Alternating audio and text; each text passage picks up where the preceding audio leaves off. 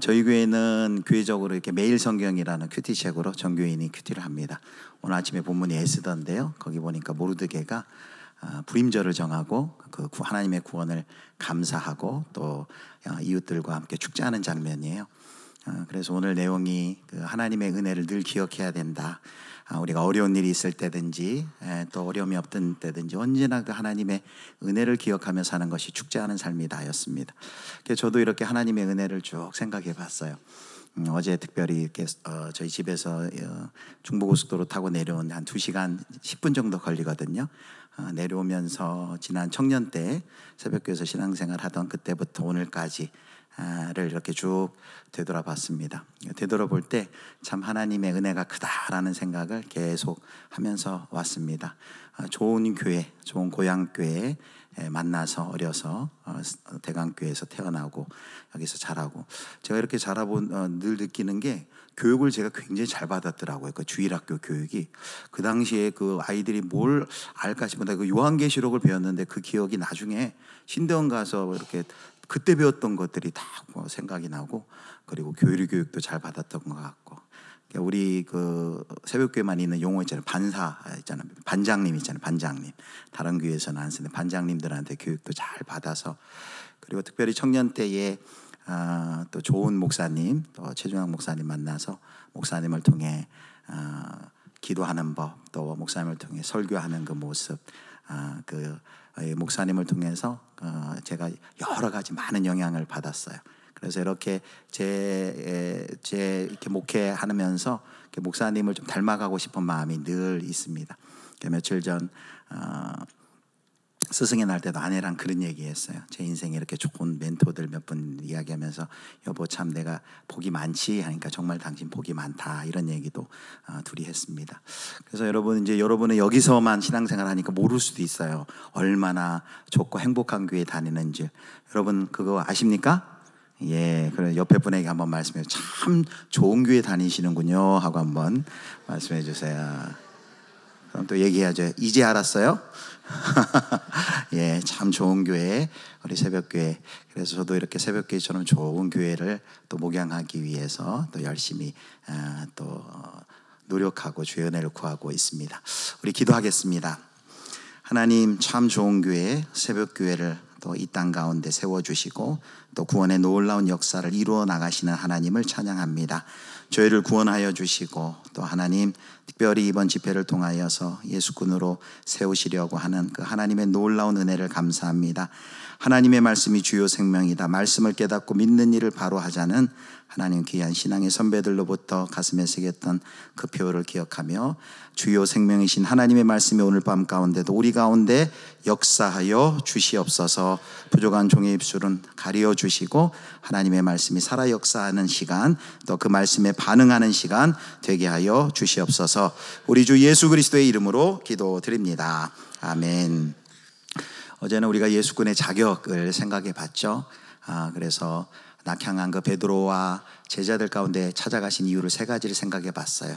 그 예수님을 배반한 후 그 죄책감과 수치심 가운데 쌓여있던 그 베드로의 죄책과 수치에서 해방하시기 위해서 찾아가셨다. 그리고 그 상한 심령 가장 낮은 자리 나는 아무것도 할 수 없음을 깨달은 그 자리 그 상한 그 마음을 기초로 삼아 사명자로 세우기 위해서 찾아가셨다. 그리고 마지막으로 3번의 질문은 사실은 질문을 넘어 내가 너를 얼마나 사랑하는지 아느냐라는 우리 예수님의 우리를 향한 고백이라 했습니다. 그래서 예수꾼은 이 예수님의 방문하신 이 3가지 목표를 기억하면 주님의 사랑으로 회복된 자 그리고 주님을 진심으로 정말로 주님을 전적으로 의지하는 사람 그리고 주님의 그 사랑을 날마다 확인하며 그 사랑에 반응하는 자라고 했습니다. 오늘의 주제는 이제 그 예수꾼의 능력이에요. 우리가 능력을 받아야지만 예수꾼으로 살아갈 수 있는데 사도행전입니다. 요한복음 21장이 마치고 이제 그 제자들이 이제 세워지고 이제 사도행전의 역사가 시작돼요. 사도행전 전체의 요절은 사도행전 1장 8절이라고 할 수 있습니다. 우리 새벽교회 성도님 정도라면 다 사도행전 1장 8절 정도는 다 외우실 수 있겠죠? 예, 같이 한번 외워보겠습니다. 오직 성령이 너희에게 임하시면 너희가 권능을 받고 예루살렘과 온 유대와 사마리아 땅끝까지 이르러 내 증인이 되리라 하시니라. 아멘. 사도행전 1장 8절의 계획이고 이게 청사진이에요. 그리고 사도행전 28장까지는 이 사도행전 1장 8절의 말씀이 어떻게 실제적으로 제자들의 그 증언을 통해 삶을 통해 이루어지는지가 28장까지 쫙 펼쳐지는 것입니다. 여기 예수님께서 약속하셨죠. 오직 성령이 너에게 임하시면, 사명을 주시기 전에 약속을 해주셨어요. 성령이 너희에게 임할 것이다. 권능을 받을 것이다. 권능, 능력을 주실 것을 약속하셨습니다. 이제 제자들이 앞으로 나아가서 증거해야 될 그 세상이 얼마나 고난과 핍박과 어려움이 많을 줄을 미리 아시고 그 전에 미리 권능을 주시겠다라고 말씀하셨습니다. 마찬가지입니다. 우리가 이제 예수꾼이 되고 이 땅 가운데서 예수의 증인으로 복음에 합당한 삶을 살아가야 할 터인데 세상이 만만치 않습니다. 세상이 어렵습니다. 가치가 무너지고 진리가 또 왜곡되고 교회마저도 세상의 유혹과 온갖 흐름에 이렇게 흔들리는 그런 시대 속에서 꿋꿋하게 복음을 믿고 복음이 알려주는 대로 살아가기 위해서는 이 권능, 능력이 없어서는 안 된다는 거죠. 그런데 이 권능과 능력에 대한 개념이 다 달라요. 그래서 오늘 우리가 이 예수꾼이 정말 받아야 될 이 능력, 이 권능의 정체는 무엇인지 오늘 말씀을 통해서 함께 살펴보려고 합니다. 오늘 우리가 읽은 말씀은 사도행전 14장이에요. 사도행전 14장에는 사도 바울이 1차 전도 여행 중에 이제 루스드라란 도시에 도착했을 때 일어났던 일들이 쭉 기록이 되어 있습니다. 사도행전 1차 전도 여행, 특별히 사도행전 읽으실 때는 지도를 보면서 이렇게 같이 읽으시면 이해하기가 굉장히 쉽습니다. 자, 사도행전 1차 전도여행 지도를 한번 볼게요. 지도를 보면 그냥 금방 이해가 됩니다. 자, 수리아에 있는 안디옥을 출발해요. 안디옥에서 출발해가지고 배를 타고 구브로 섬을 지나죠. 그리고 쭉 이제 밤빌리아의 버가에 도착합니다. 그리고 버가에서 우리 그 그림으로 봐서는 별게 없는 것 같은데 토로스 산맥이라는 아주 높은 산맥을 넘어야만 합니다. 그래서 버가에서부터 저 비시디 안디옥까지 넘어가는 그 길이 쉽지 않아요. 그래서 사도행전에 보면 저 1차 전도여행에 같이 갔던 그 부잣집 아들 마가가 저 버가에서 그 높은 산맥을 앞에 두고 포기를 합니다. 뭐 여러 가지 학자들의 추측이 있는데 아마 그 역할도 그 이유도 컸던 것 같아요. 저 산을 넘어서 전도를 가자고 난 못합니다 하고 이제 마가는 들어온 것이죠. 그러나 이제 바울과 그 일행은 그 산맥을 넘어서 비시디아 안디옥을 갑니다. 그런데 이제 비시디아 안디옥에서 복음을 전하던 이제 바울과 바나바가 이제 유대인의 박해를 받아요. 그리고 박해를 받고 박해를 피해서 도망간 곳이 이제 그 다음에 나오는 150km 떨어진 이고니온이라는 도시입니다. 그리고 이고니온으로 나갔는데 거기서 또 두 사도를 모욕하고 그리고 돌로 치려고 달려들어서 또 피해서 30여 킬로미터 지난 곳으로 떨어진 루스드라까지 가게 됩니다. 이게 이제 우리가 오늘 살펴볼 1차 전도여행의 여정이에요. 자, 이제 지도는 내려주시고, 자, 그런데 이 진로 우리가 여정을 방금 살펴봤지만 사도 바울이 복음을 전할 때마다 항상 두 가지 반응이 있었습니다. 그것은 뭐냐면 하나는 영접, 환영이고요. 하나는 배척이었습니다. 복음이 전해지면 그것을 기뻐하면서 복음을 받아들이는 사람도 있었고요. 그러나 또 복음이 전해질 때 어떤 대적자들은 그 복음을 거절하고 오히려 바울과 복음을 전하는 많은 사람들을 배척하고 공격하기도 했습니다. 그래서 복음이 배척되면 우리가 방금도 살펴본 것처럼 여기 비시디아 안디옥에서 이고니온으로 도망쳐서 또 복음을 전하고 이고니온에서 루스드라로 또 도망쳐서 이렇게 복음을 전합니다. 고난과 핍박이 사도행전 내내 계속되는 것을 볼 수 있습니다. 그리고 그 고난과 핍박이 있을 때마다 그곳을 피해서 또 도망을 가서 복음을 전합니다. 자, 인간적인 눈으로 보면 고난과 핍박 앞에 그것을 피해서 도망가고 쫓기는 듯 보입니다. 그런데 우리가 그 상황을 가만히 보면 하나님께서 그 고난과 핍박을 통해 어떻게 역사하세요? 고난과 핍박이 있을지라도 그 고난과 핍박을 통해 오히려 복음이 이동되고 복음이 전진되고 복음이 퍼져나가고 있다라는 것입니다. 여러분, 이것이 우리가 반드시 기억해야 될 거예요. 고난과 핍박이 있지만 복음은 매이지 않아요. 복음은 계속해서 전진해요. 기독교 초대교회부터 2000년 역사 가운데 이것이 하나님의 일하시는 방법이에요. 그래서 초대교회 교보 터툴리아누스 같은 분은 순교자의 피는 교회의 씨앗이다 라고 했는데, 우리가 순교까지 거창하게 거기까지는 우리가 생각하지 못할지라도 교회 앞에 많은 고난과 핍박이 있는데 하나님은 어떻게 사용하시냐면, 고난과 핍박에도 불구하고가 아니라 고난과 핍박을 통해서 오히려 고난과 핍박은 복음을 이동시키는 통로가 되고, 고난과 핍박을 통하여서 복음을 땅끝까지 증거해 나가도록 하나님께서 역사하신다라는 것이죠. 여러분, 이것을 보는 눈이 굉장히 중요합니다. 왜냐하면요, 사도 바울이 이것을 알았어요. 어떻게 사도 바울과 실라가 그 빌립보 감옥에서 찬양합니까? 그걸 안 거예요. 내가 이렇게 지금 매이고 매맞고 있지만은 하나님의 복음은 절대 매이지 않는다. 나의 이 매맞음과 매임을 통해서 또 하나님께서는 어떻게 일하실지 그가 확신하며 신뢰하는 가운데 그 감옥 속에서도 찬송하는 거죠. 빌립보서에도 마찬가지예요. 감옥에 있는 바울이 뭐가 좋다고 기뻐하고 기뻐하라, 주 안에서 기뻐하고 기뻐하라고 말합니까? 바울은 상황 속에서 상황을 넘어 하나님이 일하시는 것을 알았어요.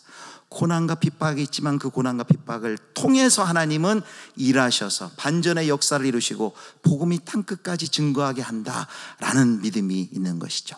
사랑하는 우리 새벽교회 성도 여러분, 우리 저와 여러분 가운데도 이러한 믿음의 눈이 활짝 열리기를 축복합니다. 자, 우리 첫 번째 대지를 같이 한번 읽겠습니다. 첫 번째 같이 읽습니다. 복음은 매이지 않으며 고난과 핍박을 통해 전파된다. 복음은 매이지 않습니다. 전진해 나가요. 고난과 핍박이 있으면 오히려 그 고난과 핍박을 통해 전진해 나가요. 이걸 우리 개인적인 차원, 교회적 차원으로 한번 적용해 봤으면 좋겠습니다. 개인적으로도 여러 어려움들이 있을 수 있죠. 가정에서도 어려움이 있을 수 있어요. 어떤 분들 이렇게 또 병에 위중한 또 병 때문에 어려움을 당할 수도 있어요. 그러나 그 어려움이, 그 고난이 복음이 전진하는데 그것을 막지 못한다는 거예요. 최근에 저희 교회도 갑자기 암 환우들이 많이 생겼어요. 갑자기 한 달 사이에 한 5분 정도가 수술을 앞두고 그 암 지금 이제 수술을 예정되고 있어요. 온 교회가요 지금 바짝 긴장했어요. 그리고 매 모일 때마다 성도들을 위해, 그 수술 받는 성도들을 위해서 서로 기도해요. 처음엔 저희 교회도 이제 인원이 좀 되니까 잘 알지 못하는 성도들도 있는데, 이제 전혀 몰랐던 그 성도들도 이름을 놓고 부르고 함께 교회가, 그래서 제가 영적으로 이렇게 하나 되어 가는 것을 느끼고 있어요. 뭐 비단 그런 일뿐만 아니라 교회 가운데 어려움이 있을 때 우리가 기대해야 됩니다. 하나님은 또 이 어려움을 통해 어떻게 우리 교회를 더 성숙으로 인도하시고 또 복음을 전직해 나가실지 여러분 기대하시기를 바랍니다. 나에게 고난이 있을지라도 그 고난과 핍박을 통해 일하실 그 하나님을 우리가 첫 번째로 기억했으면 좋겠습니다. 자, 이제 우리가 두 번째를 이제 본격적으로 본문에 들어갈 텐데요. 자, 루스드라에 이제 도착했어요. 막 그렇게 쫓기듯 밀리듯 루스드라까지 갔어요. 그러나 그 고난과 핍박을 통해 복음이 확장되는 통로가 됐다 그랬죠. 자, 루스드라 갔는데 이고니온에서도 돌로 치르고 달려들 때 그때는 잘 피했어요. 그런데 루스드라에 갔을 때는 루스드라에서 심지어 그 안디옥과 이고니온에서 루스드라에까지 쫓아온 원정이 온 무리들이 있었어요. 자, 14장 19절 보면 이런 사건이 일어납니다. 14장 19절 말씀 우리 같이 읽겠습니다. 유대인들이 안디옥과 이고니온에 와서 무리를 중동하니 시외로 끌어내치니라. 아멘. 자, 안디옥과 이고니온에서 원정까지 와서 무리를 충동하고 그들이 돌로 바울을 쳐서 바울이 여기 죽은 줄로 알고 시외로 끌어내치니라. 돌에 맞은 바울은 의식을 잃어버리는 것이죠. 그리고 의식을 잃은 바울을 보고 사람들이 죽은 줄 알고 시체를 처리하기 위해서 바울을 다 죽은 줄 알고 생각해 도시 밖에다 갖다 버려요. 이제 죽어서 버려버립니다. 그랬더니 이제 사도 바울의 그 제자들이 시신을 수습하기 위하여서 그 주변에 모여듭니다. 그리고 사도 바울이 죽었다고 생각한 그들은 아마 장례를 치르기 위해서 모였을 거예요. 그런데 놀라운 일이 일어납니다. 어떤 놀라운 일인가요? 14장 20절 말씀 보겠습니다. 14장 20절 같이 읽습니다.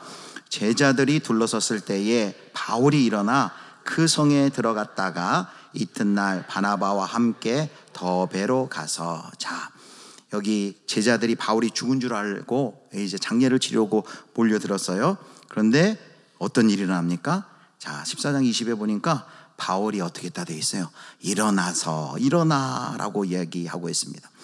여러분, 바울이 일어나서 어떻게 해요? 다시 그 성에 들어가서 계속 복음을 전하는 거예요. 여러분, 어떻게 이런 일이 일어날 수 있을까요? 뭐 무슨 바울은 인삼으로 깍두기라도 담아 먹었을까요? 어떻게 이런 일이 일어날 수 있을까요? 우리는 이런 성경을 읽으면 이렇게 생각할 수 있어요. 바울이니까. 여러분, 성경을 그렇게 읽으면 나에게 하나 큰 도움이 될 수 않습니다. 성경은 위대한 우리 신앙의 영웅들의 이야기고 그들은 그게 가능한데 나하고는 상관없는 이야기다 라면은 성경을 우리가 성경을 읽어서 우리가 영적인 유익을 못 얻겠죠. 왜냐하면 그건 그 사람들 일이고 우리의 일이 아니니까. 그런데 우리가 도대체 바울에게 무슨 일이 일어난 것이고 바울에게 도대체 어떻게 이런 일이 가능했는지를 우리가 알 때 우리도 그렇게 살 수 있다라는 것이죠. 자, 여기 20절에 바울이 일어나라고 할 때 여기 일어나라는 이 단어가 헬라어로 아나스타스라는 헬라 말인데 이 단어가 어떤 뜻이 있냐면은 부활을, 죽은 사람이 다시 살아나는 것을 의미하는 단어로 쓰이는 아주 대표적인 단어예요.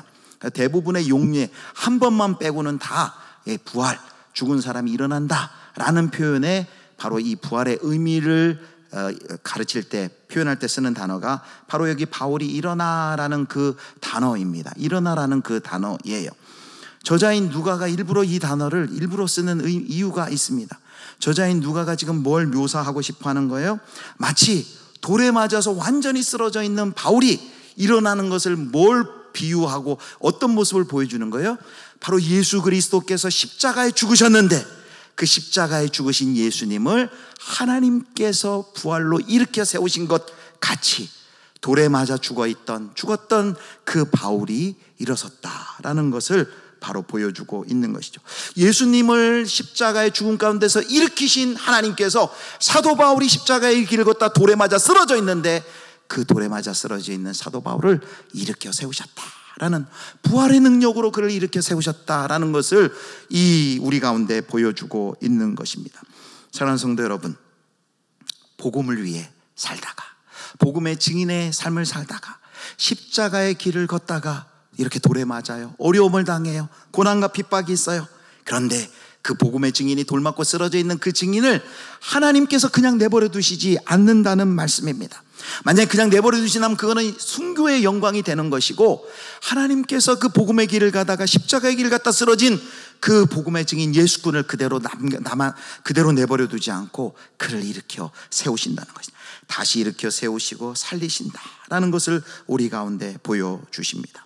십자가의 길을 걷는 자가 뭘 경험해요? 지금 부활이 먼 훗날 죽어서 그 부활이 아니라 지금 여기서 현재적으로 부활의 능력을 경험할 수 있음을 오늘 본문을 통해 우리 가운데 보여주고 있는 것입니다. 자, 여기서 우리가 드디어 사도행전에 나타난 사도행전 1장 8절에 여기 계속해서 말하는 이 능력이 무엇인지, 우리가 권능이 무엇인지를 바로 이 장면을 통해서, 그리고 사실 사도행전 내내 그것을 강조해요. 여러분, 권능 또 여러분 능력 하면 마음 가운데 무엇부터 생각나요? 좀 더 힘이 세지는 것 생각하지 않아요? 좀 더 많아지는 것, 커지는 것, 그렇게 생각하지 않아요? 정말 이 제자들이 이 성령의 권능을 받으면 대적자들이 돌을 던지면 그냥 눈썹에 힘만 탁 주면 그 돌이 갑자기 턴해가지고 와서 던진 자 이맛박을 딱 때리는 그런 권능을 혹시 생각하지 않았습니까? 그런데 사도행전의 역사를 보면 그런 성령 임하고 능력을 받은 사도들이 그런 식의 능력은 나타나지 않습니다. 예수님이 약속한 것은 너희가 성령을 받고 권능을 받으면, 성령 임하시고 권능을 받으면 더 힘이 세워질 것이다, 네 권세가 더 많아질 것이다, 그리고 너 재물이 더 많아질 것이다, 이런 권세와 힘과 재물을 장착해 주는 그런 권능이 아니라는 것입니다. 오히려 사도행전을 보면 권능 받았다는 사람들이 지금 어떤 일을 계속해 보여줘요? 때리면 맞고, 가두면 감옥 가운데 가두고, 빼앗으면 빼앗기고, 질질 끌고 가면 그냥 끌려가요. 우리가 볼 때는 무기력해 보입니다. 그런데 권능을 받은 사람들은 다른 게 있어요. 권능을 받은 사람들이 다른 것이 있어요. 그 모습이 무엇입니까? 복음 증거하는 것을 끝까지 포기하지 않아요. 십자가의 길을 가는 그 길을 끝까지 포기하지 않고 갑니다. 왜요? 권능 받은 부활의 능력으로 그를 다시 일으켜서 그 성으로 들어가서 복음을 전하는 바울을 보십시오. 바로 이것입니다. 사도행전이 말하는 권능은 더 우리가 힘이 세어지고 많아지고 높아지는 것이 아니라 그 권능은 무엇입니까? 복음의 증인으로 끝까지 신실하게 이 복음을 잘 증거할 수 있도록, 하나님이 나에게 맡겨주신 나의 달려갈 길과 주 예수께서 나에게 주신 그 소명을 끝까지 감당할 수 있도록 그 길을 우리에게 함께 하시고 붙들어 주시고, 십자가의 그 길도 기쁨으로 걸어갈 수 있도록 우리를 붙들어 주시는 능력인 줄을 여러분 믿으시기를 축복합니다. 그 권능을 약속하셨어요. 그리고 그 권능 받은 사람들의 이야기가 바로 사도행전의 이야기입니다. 그렇다면 사랑하는 우리 새벽교회 성도 여러분, 여러분 어떤 권능을 구하고 있습니까? 여러분 어떤 상황 속에서도 주님 끝까지 내가 믿음을 지키도록 나의 달려갈 길과 주 예수께 받은 사명을 마칠 때까지 이 길 끝까지 감당할 수 있도록 하나님 나를 붙들어 주옵소서. 이 권능 나에게 주십시오. 여러분 이런 기도 혹시 해보셨습니까? 아니면 우리가 말하는 권능은 좀 남들보다 더 많아지게 하십시오. 남들보다 더 높아지게 해주십시오. 남들보다 더 힘이 세지게 해주십시오 라고 말하는, 세상이 원하는 그런 권능과 능력을 우리는 원하고 있습니까?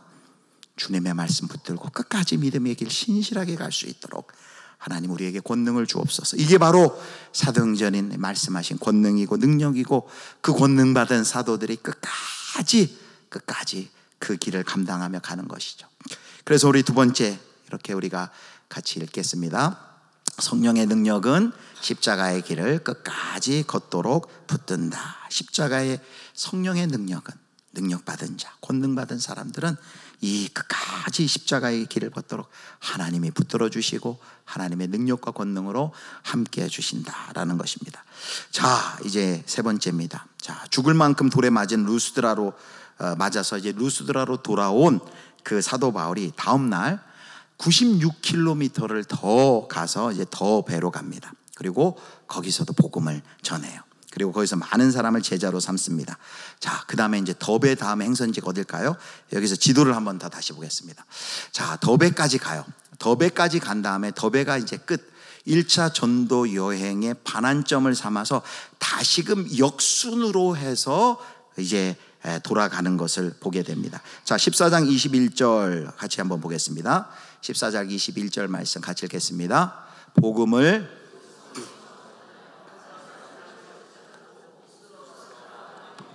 안디옥으로 돌아가서, 자, 복음을 그 성에서 전하여 많은 사람을 제자로 삼고, 이제 더베까지 가서 복음을 전해요. 많은 사람을 제자로 삼아요. 그리고 다시 역순으로 갑니다. 다시금 루스드라, 돌맞은 도시예요. 이고니온, 안디옥으로 여기 돌아가서라고 말합니다. 돌아가서. 여러분 사도행전의 1차 전도 여행의 이 귀로가 반환점이 더베가 됩니다. 더베를 반환점 삼아 다시 역으로 돌아갑니다. 루스드라, 이고니온, 안디옥. 그런데요, 안디옥에서 더베까지, 더베에서부터 거꾸로 다시 비시디아 안디옥까지 그 가는 거리만큼만 그냥 가면은 더베에서부터 육로를 통해서 쭉 내려가지고 수리아의 안디옥까지 가면 거기는 그 도로도 비아 세바스테라는 황제의 길이라는 요즘식으로 말하는 고속도로가 쫙 깔려 있어요. 그 길로 가면 금방 갈 수 있어요. 그리고 그 길로 가는 여정에 어느 도시가 있는 줄 아십니까? 바로 사도 바울의 고향인 다소가 있어요. 여러분 고향 얼마나 좋아요. 고향 가면은 지쳤던 그런 마음도 좀 쉬고, 거기서 쉬고 고향에 들렸다 쉬고 가면 얼마나 좋아요. 저도 고향 대전에 내려오니까 얼마나 좋은지, 유성원 전도 가서 좀 하고 성심당 가서 좀 빵도 사 먹고 신도 칼국수도 먹고 몸과 마음이 완전히 다 힐링이 돼요. 고향에 사도 바울이 들르면 얼마나 좋아요. 잠깐 들렸다가 너무너무 힘들고 고된 여정이었잖아요. 그냥 가면 금방 가요. 그런데 그 뭐가 좋다고 여러분 순서적으로 다시금 역으로 가요. 더군다나 여러분 루스드라가 어떤 도시예요? 루스드라 돌맞은 도시예요. 남자들은 군대에서 너무너무 고생하면 이런 말이 있어요. 그쪽 군대 방향을 향해서 어떻게 한대요? 오줌도 안 싼다 그래요. 루스드라 뭐 좋다고. 이제 루스드라 사도 바울 돌아가면은 또 대적들이 거기 기다리고 또 돌 들고 달려들 수도 있는 위험천만한 그 도시 뭐가 좋다고 또 돌아가요. 글로 그냥 고향 돌려서 편하게 가면은 수리아 안디옥 본부까지 금방 가는데. 그리고 실제로 2차 전도여행은 그 육로를 통해서 해로로 가지 않고 비시디아 안디옥에서 그 다소와 그리고 더베로 난 그 도로, 로마의 도로를 통해서 2차 전도여행 때는 그렇게 가요. 그러니까 아마 1차 전도 여행에서도 원래 계획은 육로를 통해서 귀환하는 것일지도 모릅니다. 그런데 사도 바울이 그렇게 하지 않습니다. 그렇게 하지 않고 일부러 더베를 끝으로 반환점 삼아서 다시 돌아서 루스드라로, 그리고 또 비시디아 안디옥까지, 그리고 다시 토로스 산맥을 넘어와서 배를 타고 돌아오는 경로를 택하게 됩니다. 여러분, 왜 굳이 이렇게 돌아갔을까요? 사도 바울이 이유가 있었을까요? 자, 여러분, 그 이유가 오늘 본문 22절에 나와 있습니다. 22절 같이 읽겠습니다. 22절 같이 읽습니다. 제자들의 마음을 굳게 하여 이 믿음에 머물라 있으라 권하고,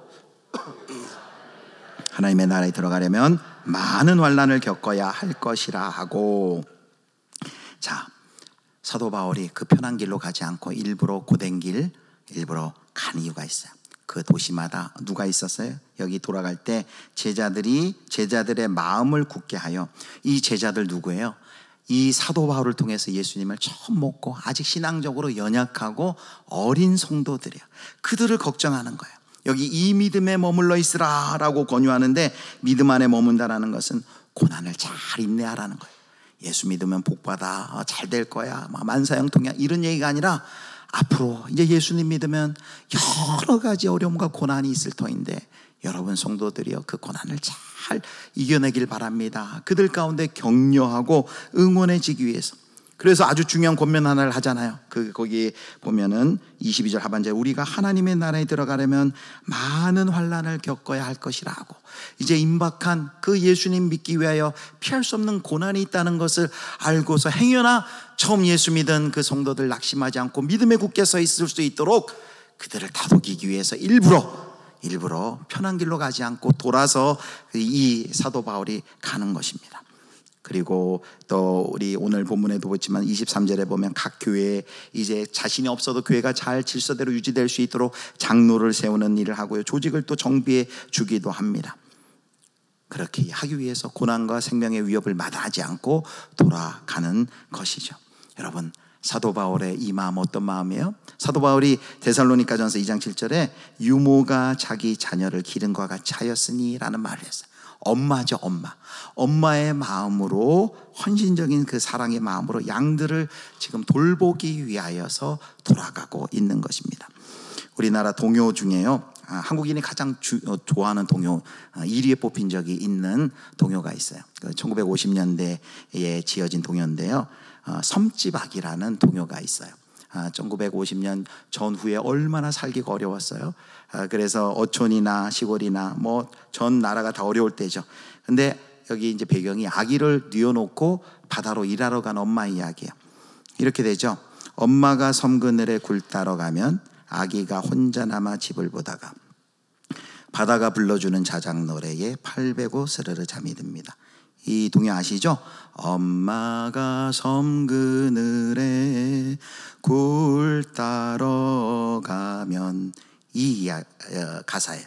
아기가 혼자 남아 집을 보다가 바다가 불러주는 자작 노래에 이제 아기가 꼬박꼬박 졸다 이제 자는 거예요. 근데 2절 가사가 있어요. 자, 2절 가사 제가 불러드릴게요. 2절 이렇게 됩니다. 아기는 잠을 고니 자고 있지만 갈매기 울음소리 마음이 설레요. 다 못 찬 굴바구니 머리에 이고 엄마는 모래길을 달려옵니다. 엄마는 모래길을 달려옵니다. 그래서 퀴즈. 왜 엄마는 굴도 다 못 땄는데 그 모래길을 막 그렇게 허겁지겁 달려오는 것일까요? 이유가 뭘까요? 왜라고 생각하세요? 누구 때문에? 아기 때문에. 아기 염려 때문에. 애가 또 잠에서 자기 일이 늦어 애가 깨가지고 또 나오다가 부뚜막에서 떨어져가지고 막 머리는 깨진 않은지 막 오만 가지 염려와 걱정 때문에 일은 다 마치지 못해도 엄마가 그 아기 때문에 다 못 찬 굴바구니를 머리에 이고 엄마는 모래길을 걸어온다가 아니라 어떻게 온대요? 달려온대요. 바로 이것이 아기를 혼자 내버려둘 수 없는 엄마의 사랑의 마음이죠. 성도 여러분, 쉬운 육로로 그냥 고향 들려서 좀 쉬다가 육로로 가면 편할 텐데 그 육로를 마다하지 않고 육로를 내버려두고 아직 대적들이 자신의 생명을 위협하는 그 귀로를 택하여서 다시 힘들고 어렵고 시간이 걸리고 위험이 남아 있더라도 다시 좁은 길로 가는, 그 어려운 길로 가는 바울의 마음, 여러분 그 바울의 마음이 누구의 마음일까요? 여러분 바로 그 바울의 마음이 하나님 아버지의 마음입니다. 하나님 아버지의 마음이에요. 하나님께서 성령 충만한 사도 바울에게 이 하나님의 마음을 안 거예요. 하나님의 마음이 부어진 거예요. 그 마음 가지고 도저히 그쪽으로 가지 않을래 않을 수 없는 거예요. 왜? 성령의 능력을 받은 자, 성령 충만한 자에게는 하나님의 마음이 부어지거든요. 그 마음 가지고 그리고 돌아간 것이죠. 그래서 세 번째, 우리가 이렇게 세 번째 한번 같이 읽겠습니다. 성령의 능력은 하나님 아버지의 마음을 품게 한다. 성령 충만 받고 능력 받으면 우리가 어떤 마음을 갖게 돼요? 하나님 아버지의 마음, 사랑의 마음을 갖게 된다는 것이죠. 맥스 루케이도란 분이 쓴 책에 실제로 2010년에 있었던 이런 이야기가 적혀 있어요. 미국에서 실제로 있었던 일인데요. 13살 날 꿈 많은 그 소녀가 테일러라는 아이가 스키장에서 스키를 타다가 중심을 잃고 그만 나무에 부딪힌 거예요. 그래서 뇌사에 빠집니다.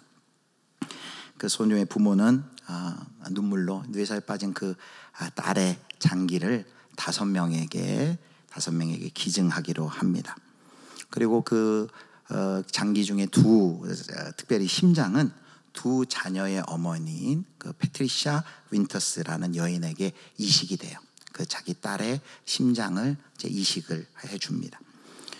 그리고 좀 시간이 지나서 이 소녀의 부모가 그 패트리샤 윈터스라는 그 심장을 이식받은 부인을 만나기로 합니다. 미국이지만 거리가 멀어서 비행기를 타고 가서 심장을 이식해준 죽은 딸의 엄마 부모와 심장을 이식받은 두 아이의 엄마가 그 집에서 만나게 됩니다. 여러분, 딸을 잃은 부모와 생명을 얻은 두 자녀의 엄마가 만났을 때 어땠을까요? 그 영상을 제가 이제 가지고 있는데 보면 펑펑 웁니다. 펑펑 둘이 붙들고. 그리고 이렇게 제안을 해요. 이제 딸의 그 심장을 준 엄마가 이렇게 얘기를 해요. 딸의 심장 소리를 좀 들을 수 있겠느냐라고 물어봐요. 그러니까 물론이죠 하고, 또 마침 그 패트리샤 윈터스라는 그 부인은 간호사라서 집에 청진기가 있었어요. 그리고 이제 그 청진기를 통해 자기 딸의 이식해준 그 심장 소리를 듣습니다. 엄마가 딸하고 늘 침대에서 뒹굴러 지냈기 때문에 심장 박동 소리를 기억하고 있는 것이죠. 여러분, 그 심장 소리를 들을 때 어땠을까요? 쿵쾅 쿵쾅 쿵쾅. 그 영상 보면요 이렇게 얘기해요. 그 아이가 심장이 더 힘차게 뛴다고. 엄마가 들어서 그런지 더 그 심장을 그 쿵쾅 쿵쾅 되면서 그 심장 소리를 듣습니다. 그 심장 소리는 어떤 소리요? 세상을 떠난 딸이 남겨놓은 심장 소리를 다시 듣고는 엄마와 아빠는 눈물을 멈추지 못하죠. 비록 다른 사람의 몸 안에 있는 심장이지만 그 심장은 누구의 심장이에요? 딸의 심장인 것이죠. 딸의 심장. 사랑하는 성도 여러분, 하나님께서, 우리도 어제도 그러겠지만 하나님께서 왜 그렇게 우리를, 볼품없고 자격 없는 우리를 왜 그렇게 우리를 그렇게 사랑하실까요? 왜 그렇게 십자가의 길을 걷는 우리들 끝까지 우리를 포기하지 않고 붙들고 그 길 갈 수 있도록 끝까지 주의 능력으로 붙들어 주시고 그 부활의 능력으로 우리를 붙들어 주시는 것일까요? 이유가 있습니다. 그것은 저와 여러분 가운데 바로 하나님의 아들의 심장이 들어있기 때문입니다. 하나님께서 그 아들 예수 그리스도가 죽으시고 그 아들의 심장을 우리 가운데 하나님께서 다 이식시켜 주셨어요. 그래서 여러분, 우리를 볼 때마다 무슨 소리를 듣는 거예요? 우리 위에 죽으신 예수님, 그 예수님의 심장 소리가 저와 여러분을 볼 때마다 그 아들의 심장 소리를 하나님께서는 들으시는 것이죠. 그래서 사도 바울은 갈라디아 20장 20절에 이렇게 고백하잖아요. 그런즉 이제는 내가 사는 것이 아니오 오직 내 안에 그리스도께서 사시는 것이라. 그리스도께서 사시는 우리 가운데 그리스도의 심장이 우리 안에 이식이 되고 그 심장에 우리 믿는 성도들이 움직일 때마다 그 심장에 예수의 심장의 소리를 하나님이 듣는 것이죠. 사랑하는 성도 여러분, 어려움 속에서도 복음을 전하기 위해 다시 그 길을 택한 예수군 바울의 모습은 바로 이 바울의 모습은 바로 우리를 사랑하시고 우리를 어떤 눈으로 바라보시는지 바로 그 하나님 아버지의 마음을 잘 우리 가운데 보여주는 것입니다. 그렇다면 바울이 여러분 억지로 내가 어떻게 하다가 이렇게 복음 전하는 자가 돼서 어쩔 수 없이 그 길을 갔을까요? 아닐 것입니다. 기쁨으로 갔을 것이에요. 우리 복음성가처럼 오직 주의 사랑에 매여 내 영 기뻐 노래합니다 라는 그 찬양의 가사처럼 그 길을 가는 이 사도 바울은 기쁨으로, 설렘으로, 그리고 하나님의 사랑에 붙들려 억지로 실어서 끌려가는 것이 아니라 주의 사랑에 매여 그 십자가의 길, 그 길을 담대하게 걸어갔을 것입니다. 사랑하는 성도 여러분, 말씀을 맺겠습니다. 여러분, 복음을 전하는 일, 복음대로 사는 일 쉽지 않습니다. 이 시대 가운데 저희 교회 노래표가 복음을 알고 복음대로 살자, 복음으로 살자거든요. 복음을 알고 복음으로 사는 것 쉽지 않습니다. 그래서 우리에게 뭐가 필요해요? 능력이 필요합니다. 예수께는 능력을 받아야 됩니다. 그런데 그 능력의 핵심이 뭐예요? 커지고 세고 많아지는 것이 아니라 바로 그 십자가의 길을 끝까지 갈 수 있도록 부활의 능력으로 우리가 붙들려야 합니다. 어떻게 그 길이 가능합니까? 어떻게 내게 주어진 사명을 기쁨으로 끝까지 걸어갈 수 있습니까? 성령의 충만한 능력을 받으면. 그래서 이걸 잘 보여주는 찬양이 있어요. 찬송가 191장 내가 매일 기쁘게, 거기 보면요, 제가 가사를 좀 띄워달라고 했는데 거기 이렇게 돼 있어요. 후렴에 일정하게 계속 나오는 게 있어요. 내가 매일 기쁘게 순리의 길 행함은 주의 팔이 나를 안보하며 내가 주의 금복을 받는 참된 비결은 주의 영이 함께함이라. 후렴이 아니라 1절 가사 끝, 2절 가사 끝, 3절 가사 끝, 2절도 전의 죄에 빠져서 평안함이 없을 때 예수 십자가의 공로 힘입어 그 발 아래 엎드려 참된 평안 얻으면 어떻게 해요? 주의 영이 함께함이라. 3절에도 나와 동행하시고 모든 염려하시니 나는 숲의 새와 같이 기쁘다. 내가 기쁜 마음으로 주의 뜻을 행함은 주의 영이 나와 함께함이라. 4절에는 세상 모든 욕망과 나의 모든 종욕은 십자가에 이미 못을 박았네. 어두운 밤이 지나고 무거운 짐 벗으니 주의 영이 함께함이라. 바로 사도 바울도, 그리고 사도행전에 나온 모든 신앙의 우리 선배들도 바로 주의 영이 함께하고 주의 성령의 능력에 붙들렸기에 그 십자가의 길을 포기하지 않고 끝까지 간 줄을 여러분 믿으시기를 축복합니다. 오늘 예수권의 능력에 대해 세 가지를 살펴봤는데요. 한번 정리할까요? 첫 번째는 같이 읽겠습니다. 복음은 매이지 않으며 고난과 핍박을 통해 전파된다. 우리 앞에 고난과 핍박이 있더라도 하나님은 그것을 복음의 이동의 통로로 삼으신다. 복음은 매이지 않고 전진한다 라는 것. 두 번째, 성령의 능력은 십자가의 길을 끝까지 걷도록 붙드신다. 커지고 세지고 많아지는 능력이 아니라 십자가의 길, 사명의 길을 끝까지 포기하지 않고 걸어갈 수 있는 성령의 능력으로 저와 여러분 붙들어 주시기를 축복합니다.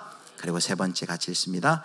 성령의 능력은 하나님 아버지의 마음을 품게 한다. 사도 바울의 그 모습을 보십시오. 편한 길로 가지 않고 그 제자들을 돌보기에 가는 그 마음, 바로 엄마의 마음, 아빠의 마음, 하나님 아버지의 마음이 부어졌기에 좁은 길을 걸어도 좁은 길을 걷는 것 짜증이나 불평이 아니라 좁은 길을 걸으며 밤낮 기뻐하는 것, 주의 영이 함께하니라.